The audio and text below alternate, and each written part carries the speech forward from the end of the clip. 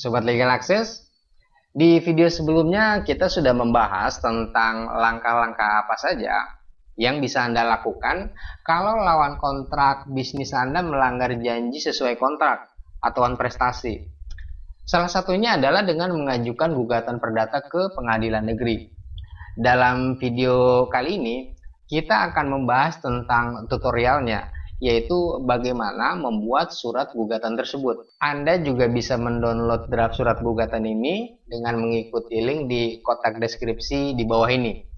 Jadi meskipun surat gugatan itu tidak memiliki format baku sebagai syarat formil, tapi dalam prakteknya sudah jadi standar umum.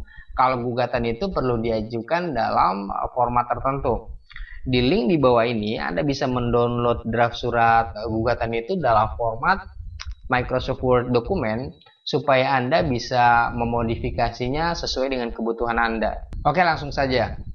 Jadi isi dari sebuah gugatan itu terdiri dari 4 bagian: kompetensi pengadilan, identitas para pihak, posita atau dasar gugatan, dan petitum atau hal-hal apa saja yang Anda tuntut.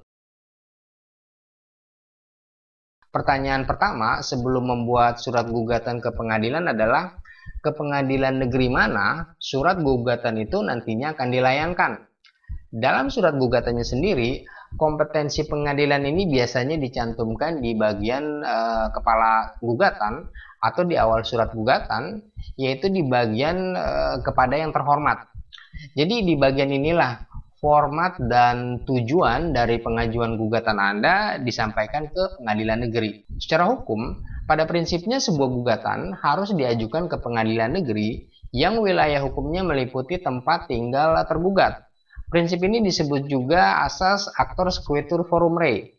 Jadi kalau penggugat berdomisili di Jakarta Selatan, sementara tergugatnya berdomisili di Jakarta Utara, maka gugatan itu harus diajukan ke Pengadilan Negeri Jakarta Utara, yaitu wilayah hukum tempat tinggal si tergugat. Kalau jumlah tergugatnya lebih dari 1 orang, misalnya ada tergugat dan turut tergugat, dan mereka tidak tinggal di satu wilayah hukum yang sama, maka penggugat bebas untuk memilih untuk menggugat mereka di pengadilan negeri yang wilayah hukumnya meliputi tempat tinggal dari salah seorang tergugat itu.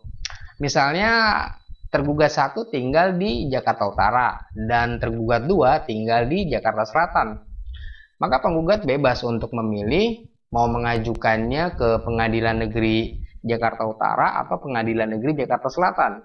Dan kalau tempat tinggal tergugat atau para tergugat tadi tidak diketahui, maka gugatan itu bisa diajukan ke Pengadilan Negeri yang wilayah hukumnya meliputi tempat tinggal si penggugat sendiri. Dan kalau gugatan itu mengenai benda tidak bergerak, misalnya dalam sengketa tanah, maka gugatan itu diajukan kepada pengadilan negeri yang wilayah hukumnya meliputi tempat di mana tanah itu berada. Jadi kalau Anda mengajukan gugatan sengketa tanah yang terletak di Jakarta Selatan misalnya, maka gugatan itu harus diajukan ke Pengadilan Negeri Jakarta Selatan.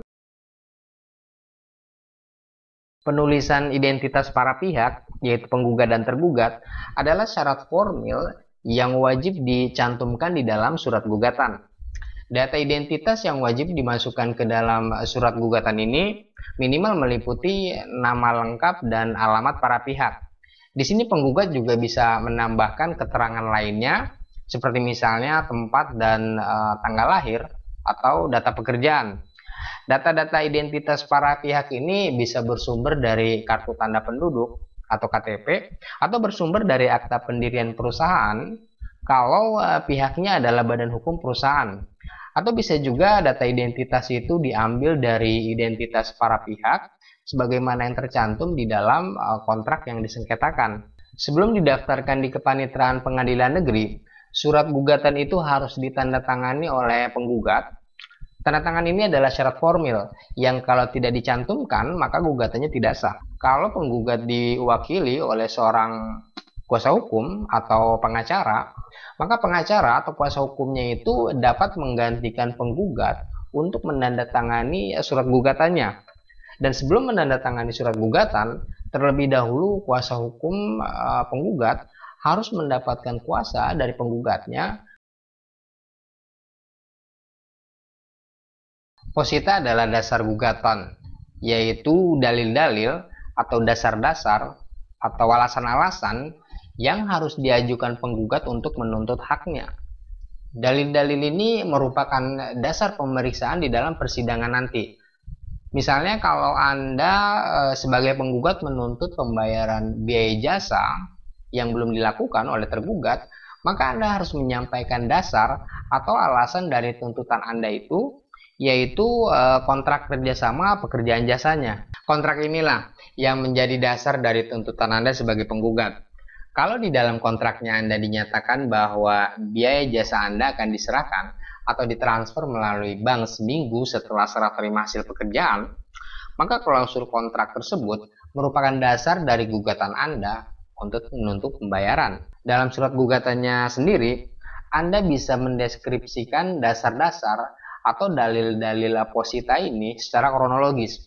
Anda bisa menjelaskan mulai dari kontrak atau perjanjian yang disengketakan sebagai dasar gugatan utamanya. Kemudian menjelaskan hak-hak dan kewajiban-kewajiban para pihak apa saja yang timbul dari kontrak tersebut. Setelah itu Anda juga bisa menjelaskan hak dan kewajiban apa saja yang sudah dan yang belum dilakukan oleh para pihak berdasarkan kontrak tersebut. Misalnya, Anda sudah melakukan pekerjaan jasa atau mengirimkan barang, tapi sampai tanggal jatuh tempo, lawan kontrak Anda sebagai tergugat belum juga melakukan pembayaran jasa atau harganya kepada Anda, meskipun Anda sudah memberikan surat somasi.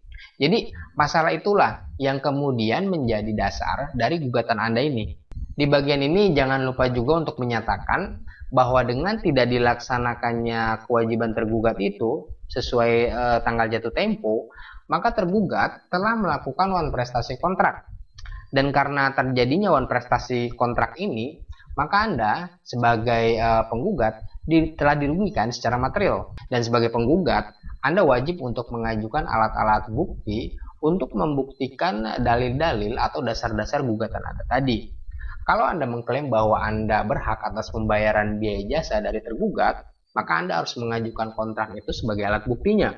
Jadi kontrak itulah yang membuktikan bahwa benar Anda sebagai penggugat mempunyai hubungan kerjasama pekerjaan jasa dengan tergugat, dan bahwa benar tergugat mempunyai kewajiban membayar biaya jasanya kepada Anda. Jadi dalam surat gugatan, posita atau dasar gugatan itu terdiri dari dasar hukum dan dasar fakta. Yang keduanya harus nyambung dan menjadi dasar dari sebab-sebab diajukannya tuntutan Anda. Tuntutan atau petitum merupakan pokok-pokok tuntutan Anda sebagai penggugat, yaitu deskripsi yang menyebutkan satu persatu pokok tuntutan yang harus dinyatakan dan dibebankan kepada tergugat. Di sini Anda meminta kepada pengadilan tentang apa yang Anda inginkan dari tergugat. Petitum ini berisi permintaan kepada pengadilan supaya pengadilan memutuskan hak penggugat atau menghukum tergugat. Di bagian tuntutan ini, selain mengajukan tuntutan utama, Anda bisa mengajukan tuntutan tambahan. Misalnya, dalam menuntut pelunasan biaya jasa yang lahir dari kontrak pekerjaan jasa, Anda bisa menuntut supaya tergugat melunasi biaya jasa kepada Anda. Dan ini merupakan petitum utamanya. Di samping tuntutan utama ini, Anda juga bisa mengajukan tuntutan tambahan. Misalnya, tuntutan ganti rugi atau menyita aset tergugat. Terakhir, supaya sah, jangan lupa untuk menandatangani surat gugatan ini di atas metereng. Kalau Anda yang mengajukannya secara langsung, berarti Anda yang menandatangani surat gugatan ini. Dan kalau kuasa hukum Anda atau pengacara Anda yang mengajukannya, maka kuasa hukum Anda lah yang menandatanganinya. Demikian informasi mengenai pembuatan surat gugatan ini kami sampaikan. Semoga informasi ini berguna untuk Anda dalam menjalankan kontrak-kontrak bisnis Anda. Silakan download draft surat gugatan ini dalam format Microsoft Word dokumen dengan mengikuti link di kotak deskripsi di bawah ini. Jangan lupa untuk like dan share video ini dan subscribe channel kami untuk update informasi lainnya tentang hukum dan bisnis. Salam.